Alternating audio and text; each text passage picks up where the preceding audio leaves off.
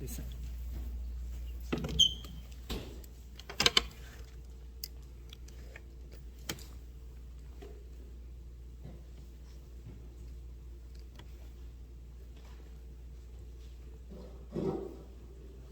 Well, before I begin, I hope the gentleman just spoke for himself, doesn't represent many of us here. Good evening, everyone. Congratulations to Christine Gordon, our newly appointed or to be appointed city manager. I'm glad the city council had moved to approve you to be our city manager.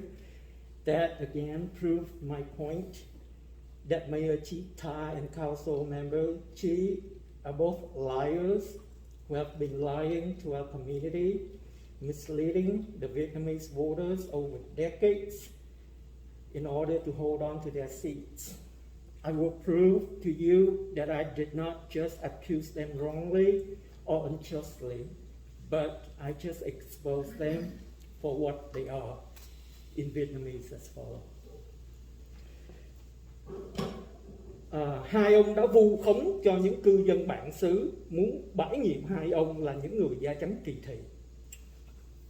The two of you have accused the native here, or the white natives here, that they are discriminating against you to hold on to your seat. Nhưng trong lần trước, tôi thấy, tức là trong lần phát biểu trước đây, tôi thấy họ đã lên đây phát biểu yêu cầu quý vị phải chính thức bổ nhiệm Christine Gordon trở thành quản trị viên chính thức của thành phố. The last time that I addressed the city council, I myself saw that they came up here asking the city council to appoint Christine Gordon as the city manager. Christine Gordon là một người Mỹ gốc Việt, họ cũng biết như vậy. Christine Gordon is a Vietnamese American, and they knew that. Nhưng vẫn ủng hộ bà trở thành tổng quản trị của chúng ta, chứng minh họ không hề kỳ thị. And so, despite of that fact, they still support her candidacy for city manager. So that proved that they were not discriminating against her. Quý vị đã vu khống họ, quý vị đã nói láo. You have falsely accused them. You have lied. Quý vị tuyên truyền trên truyền thông Việt ngữ rằng ba nghị viên tài đỗ Carlos Menzel và Kimberly Hồ đang tìm cách tước đi quyền bầu cử thị trưởng của cư dân. You are spreading false propaganda on Vietnamese language media, saying that Thái Đô, or Council Member Thái Đô, Vice Mayor Menzel, and Council Member Ho are trying to take away the right of the residents here to directly elected their mayor. Quý vị nói rằng sau khi dự luật C được thông qua, ba người này sẽ ngồi lại với nhau để thay phiên làm thị trưởng. You said that after Measure C is passed, these three people here would each sit together. They would each take turn to be mayor. Đây là một lời nói láo trắng trợn. This is a straight out lie. Không biết vì quý vị ngu dốt hay cố tình lừa gạt đồng hương mà dám đặt điều nói láo như vậy. I don't know if you are stupid or you're trying to trick your own people to spread lie and falsehood like that. Sau ngày 7 tháng 6, nếu cử tri quyết định không muốn trực tiếp bầu thị trưởng nữa mà sẽ bầu ra 5 nghị viên, thì Chí Tạ vẫn sẽ tiếp tục làm thị trưởng. So after July 7, if the residents after June 7, if the residents muốn quyết định không muốn trực tiếp bầu thị trưởng nữa, decided that they do not want to directly elected the mayor, then Trita would still be mayor cho đến tháng 11. Until November. Nhưng bắt đầu từ tháng 8 năm nay, but starting from August of this year, nếu dự luật C được thông qua thì thành phố sẽ có cuộc bầu cử để chọn ra 3 nghị viên mới. If measure C is passed, then the city will have another election to bắt đầu từ tháng 8 để starting in August to Select another. Để vận động tranh cử.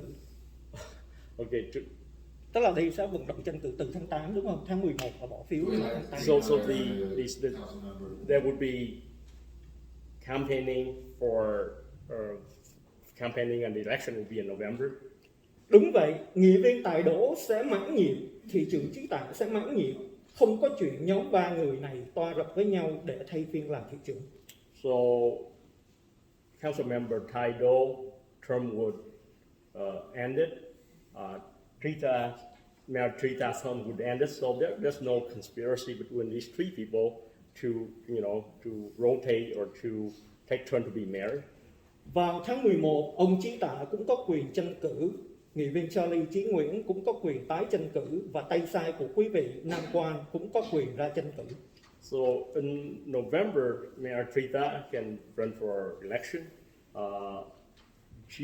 Your cohort chief Charlie Nguyen can also run for re-election, and as well as your cohort Nam Quang, he can also run for election.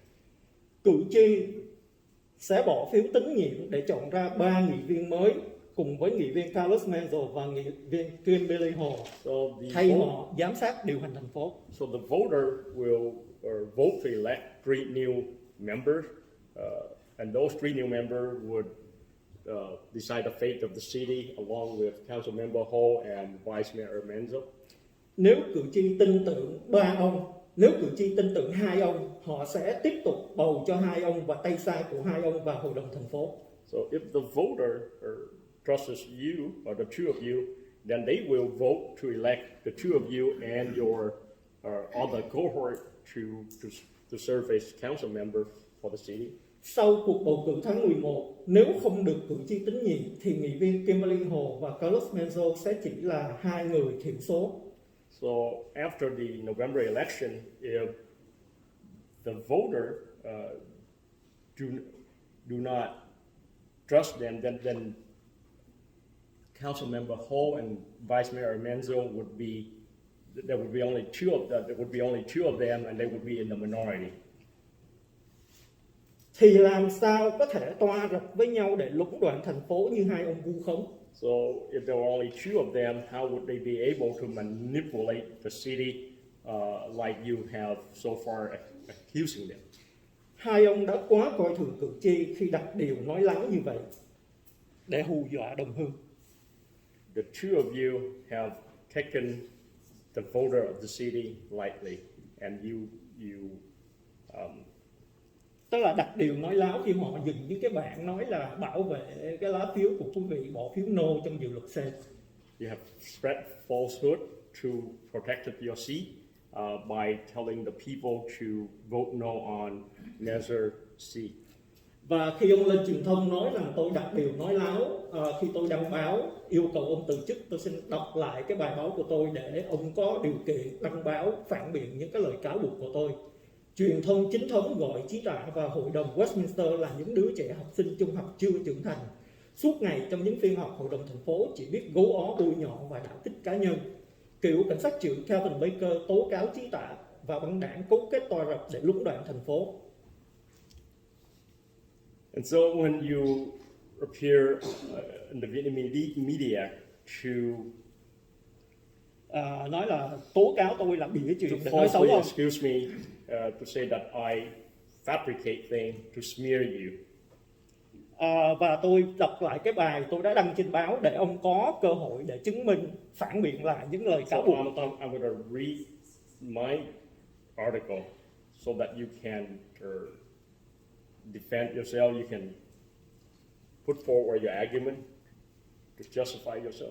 Truyền thông chính thống gọi Chí Tạ và Hội đồng thành phố Westminster là những đứa trẻ học sinh trung học chưa trưởng thành, suốt ngày trong những phiên họp Hội đồng thành phố chỉ biết gấu ó bôi nhọ và đả kích cá nhân. So mainstream media call the city council, the city of Westminster, or label them as, refer to them as unmature high schooler. All they do during the city council meeting is to smear each other and to launch to carry out their personal attack. Cựu cảnh sát trưởng Cam B Kha tố cáo Chí Tạ và băng đảng cấu kết toa rập để lũng đoạn thành phố. former police chief Kevin Baker has accused Trita and his gang of manipulating the city. Trí Tạ và băng đảng đã đút lót cảnh sát trưởng Kevin Baker $500,000 để xin ông bãi nại. And so Trita and his gang have bribed former police chief Kevin Baker $500,000 so that he would dismiss his lawsuit. Trí Tạ và băng đảng đã bồi thường hơn $10 triệu khi nhân viên thành phố thư kiện thành phố và hội đồng thành phố.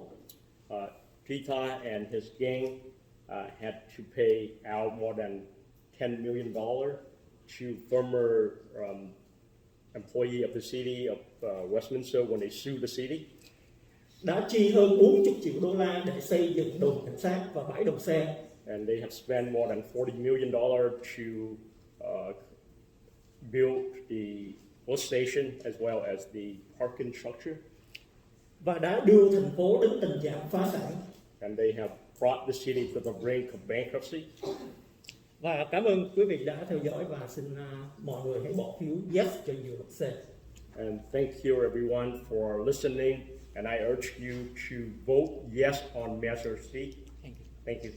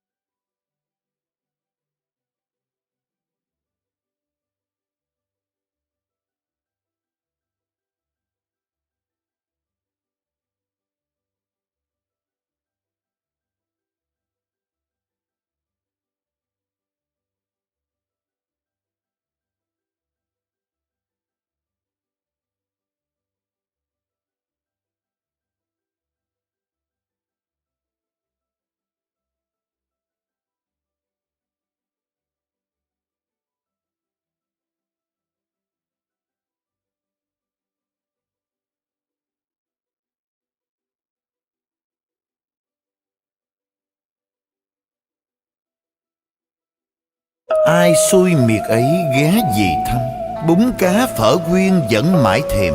Hầm rục xương cá ngọt liệm, chả cá vàng tươi ngon giòn, nước lèo bốc khói thơm ngát, tương hành chanh ớt.